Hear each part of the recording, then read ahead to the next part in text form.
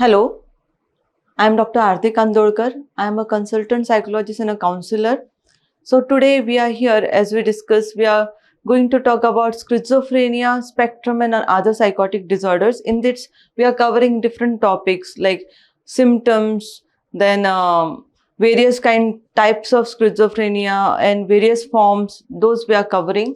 So here, now we are going to discuss about the positive and negative symptoms of schizophrenia, where these things also appear in our previous video in a detail. So let's see quickly what this means. Negative and positive symptoms. Okay.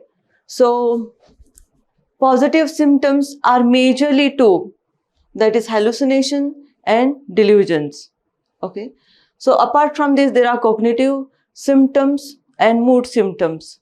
Okay. These are major two. Like, what are positive symptoms? Positive symptoms means something, okay, which your mind, body experiences in addition to a normal thing. Like, for example, you may hear things which generally normal people doesn't hear. When the person or things are not there, you cannot hear things. But with schizophrenia, okay, you can hear things, you can see people, you can see things which are not there, created by your brain's a chemical imbalance. Okay, so this is positive symptom. Delusions means you may think something which is reality not there. This is like very peculiar to you. Like, for example, you may think somebody is trying to control my thoughts, trying to control my behavior, or trying to follow me, all those things. So this is something is getting added to your personality because you're suffering from schizophrenia. Okay. Apart from this, there are cognitive symptoms. Like, for example, you're distracted, you cannot pay attention to things. Okay. Or there can be mood symptoms, like you do not enjoy your life properly, or you don't find your life so satisfactory. Okay. This could happen. The next is negative symptom. Again, I take it as something is getting negative and this is something is getting positive. Okay, so here something of the normal personality is getting minus, or you can say this is a colloquial or normal person's to get to know to a person in a normal language. Okay, so the first is alogia. Okay, so it is lack of words to convey your things. Okay, you may be slower in your conversation or too fast in your conversation.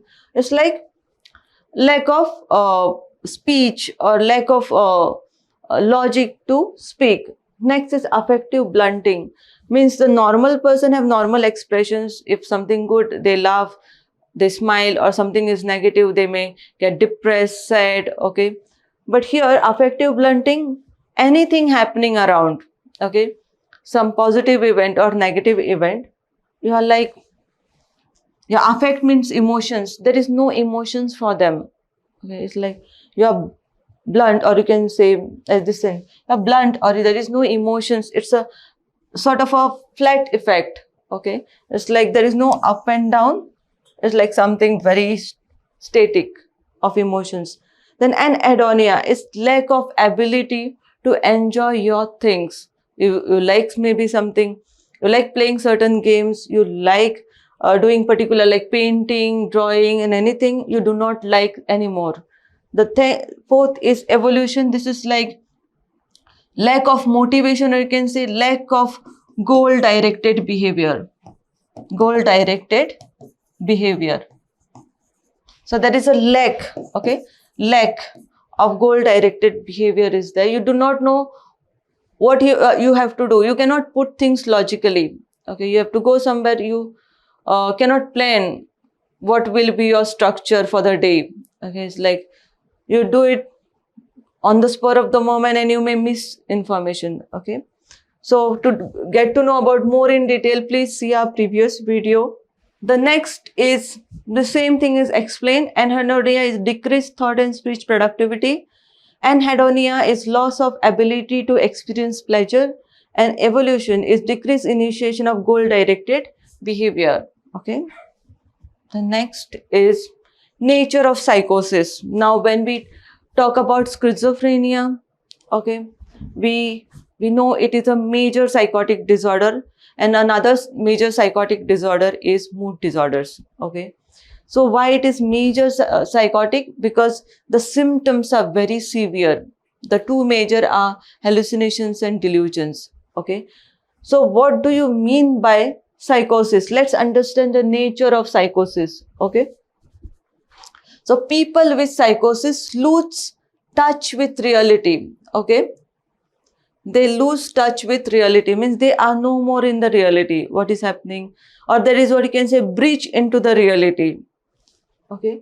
Or see here, breach into the reality means you are far away from the real thing. The next two of the major symptoms, as we said, is delusions and hallucinations. Okay. Apart is mood symptoms are there. Okay. And cognitive symptoms are also there. The next is gross impairment in reality testing. Okay. You're not in reality. Means it's like it's impaired. Your ability, normal person have some ability to interpret reality. Here it is lost. Okay. Marked disturbance in personality. Okay. With impairment with social, interpersonal and occupational. So this is like you have your daily routine, you do your responsibilities and stuff. So here your social life is getting impacted, in short. Your interpersonal in relation with somebody, like maybe at home, okay, with your boss, is getting impacted. You cannot convey properly, you cannot understand things properly and do things. Okay. And occupational functioning means at workplace, what are your duties? You have to reach on time. You cannot be intoxicated at workplace. All these things can be hampered. You do not know how to take care of about this. Okay. So many things happens, in short. Some more points about psychosis is like mark impairment in judgment. You have lack of ability to judge things, make decisions. Okay. Make wise planning about your life. Okay. Absent understanding of the current symptom and behavior. So that is like you have lack of insight. What is insight? It's like awareness. What is happening to you? Are you okay, fine, or you are not okay with what is happening? Okay. Like for example, some people aware that something is wrong with them. Like for example, somebody is hearing voices, like in a clinic. It's like the person may be confused.